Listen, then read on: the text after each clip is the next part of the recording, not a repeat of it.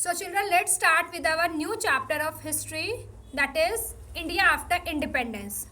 In this chapter we will study all about changes in India after the independence. Okay, we are having so many acts, we are having commissions, we are having war with in Pakistan and China. So in this chapter we will study about all these things and how India developed after independence. What are the policies, what are the strategy of India on which we need to be move further. So let's continue बच्चे. First, as you all know that we got our independence in 1947. ठीक है, उसके बाद देखिए when we got our independence in 1947 ना, उसके बाद बहुत सारे challenges थे. Now our India is an independent country and being a independent country now we are having so many challenges. और उन challenges को सबको क्या करना था, face करना था, fulfill करना था if we really want to be proceed further as a developed country. Okay तो उस केस में देखिए जब हमारे पास बहुत सारे चैलेंजेस होते हैं, जब हमें उन चैलेंजेस को फेस करना होता है, means we want cooperation from each and every citizen, each and every individual. ठीक है, और जो सारे इंडिविजुअल्स हैं वो हमें कब कोऑपरेट करेंगे, जब हम उन्हें कुछ राइट्स प्रोवाइड करेंगे. ठीक है, जब हम उन्हें कुछ रिस्पॉन्सिबिलिटी देंगे. तो ये जो हमारे राइट्स और रिस्पॉन्सिबिलिटी है, as you all know that we are having our constitution. ठीक है, जो हमें हमारे फंडामेंटल राइट्स प्रोवाइड करते हैं, जो हमें हम बहुत सारी चीज़ों की नॉलेज देते हैं, बहुत सारे लॉ एंड ऑर्डर जो हैं. With the help of this constitution law and order in our country. Okay, so when in 1947 we got our independence. After that, in 1950, India became a republic country.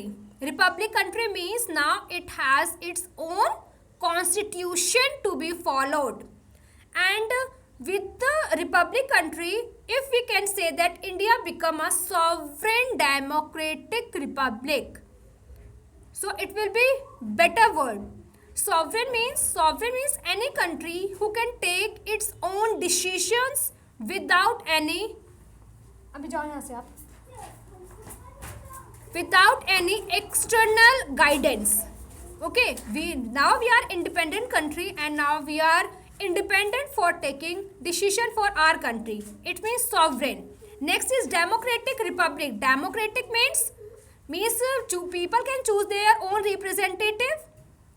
That is the meaning of democratic. And what is the meaning of republic? Republic means now we have our own constitution. Okay, so this is the meaning of sovereign democratic republic. So India became a sovereign democratic republic on 1950. Wow. And now we will discuss some rights which our constitution provide us. बहुत 2 minute में बाहर सारे.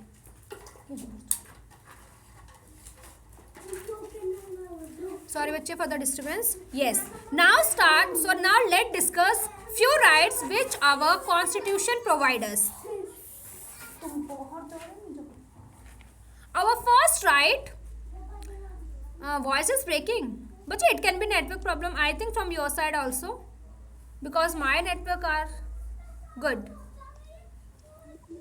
Your voice is breaking. Okay, it can be network issue. Wait. It will okay after some time. Okay, so now let's discuss few rights which our constitution provide us. First is universal franchise. Universal adult franchise means that people who are 18 year of age or above 18 year are having right to vote. Okay, it means universal adult franchise. For the adultship we are having age of 18 na? So universal adult franchise means any person who is above the age of 18 are having right to provide voting right. That is the meaning of universal adult franchise. If you want to write down in your book, you can write down also, because it is very important feature of our constitution. Okay, next feature which our constitution provides us is equality. that every person is equal in the eye of law without any discrimination. There are so many discrimination that we discriminate people on the basis of caste, color, gender, religion, culture. Racial discrimination पता है ना, when discrimination is done on the basis of color, white person, black person, as you already study about the story of Rosa Parks. Okay, so equality means every person is equal in front of the law, whether they belongs to the higher class, lower caste, black color, white color. No, every person is equal for the law. ठीक है, this is means equality. Anybody can file a case in the court if they want that their their rights are violated. Violate means when anybody not allowing you to follow your rights, means violating your rights. वो आपको बोलते हैं कि आपको इस चीज़ का कोई right नहीं है, कॉन्स्टिट्यूशन ने बोला है, फिर भी you are not able to fulfil your all the rights and demands. ठीक है, वो था वॉयलेट करना. हिंदी में मीनिंग होता है इसका शोषण करना.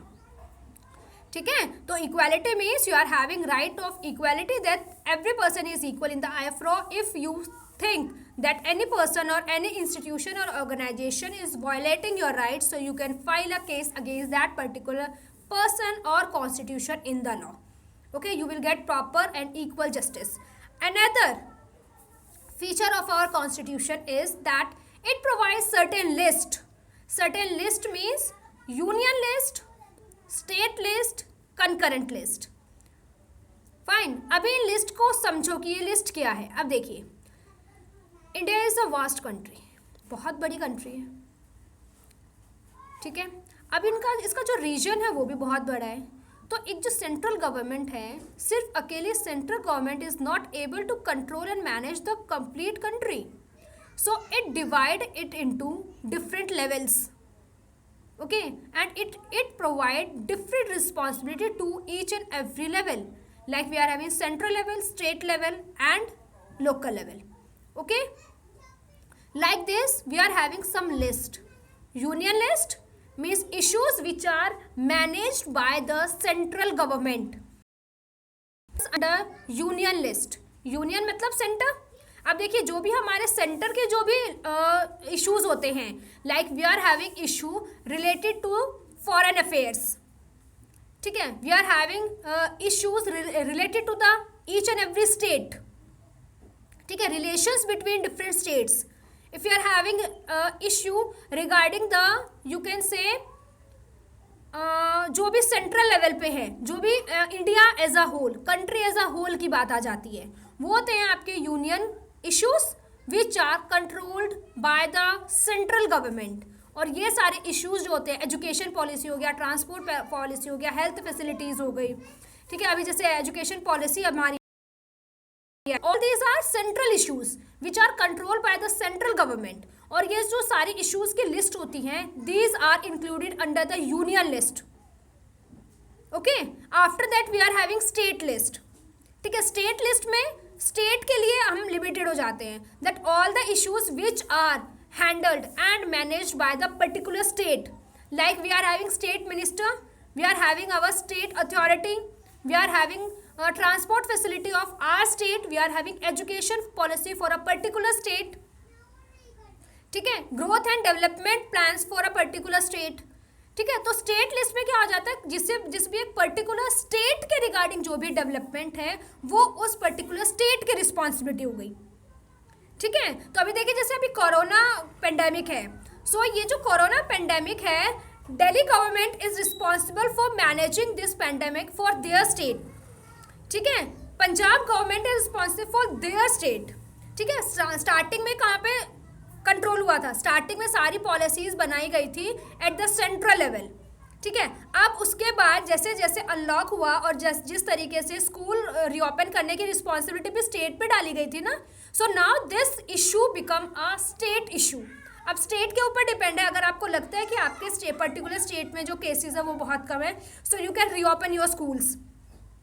ठीक है, तो यहाँ पे बात आ गई स्टेट की ना, तो इस तरीके से स्टेट लिस्ट आती है हमारी, जिसके लिए स्टेट गवर्नमेंट में जो सीएम है, चीफ मिनिस्टर्स हैं, वो रिस्पॉन्सिबल होते हैं हमारे. फाइन, समझ आया? उसके बाद आती है हमारी कंकरेंट लिस्ट। कौन सी लिस्ट है हमारी? Concurrent list. Concurrent means issues which are handle by state plus central government. ठीक है, वो इशू जिसमें सेंट्रल गवर्नमेंट भी होती है और स्टेट गवर्नमेंट भी होती है।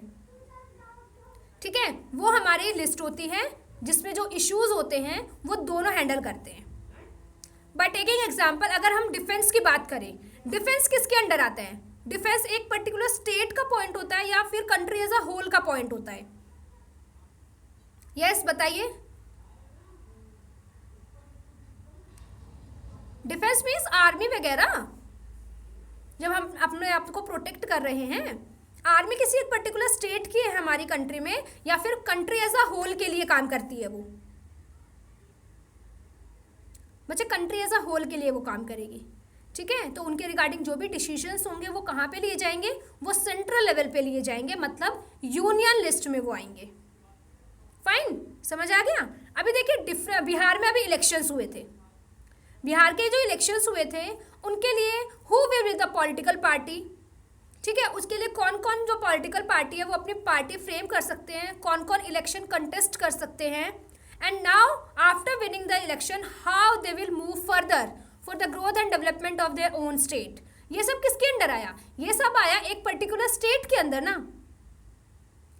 यस, तो पर्टिकुलर स्टेट के अंडर आने के लिए यहाँ पे क्या है? हमारी स्टेट लिस्ट होती है, जिसके अंदर क्या क्या पॉइंट आ गया? एजुकेशन आ गया, हेल्थ आ गया, सैनिटेशन फैसिलिटीज आ गए, growth and development of roads आ गया, ट्रांसपोर्टेशन आ गया। ठीक है, तो ये एक पर्टिकुलर स्टेट का हो गया। स्टेट टू स्टेट हम चलते हैं।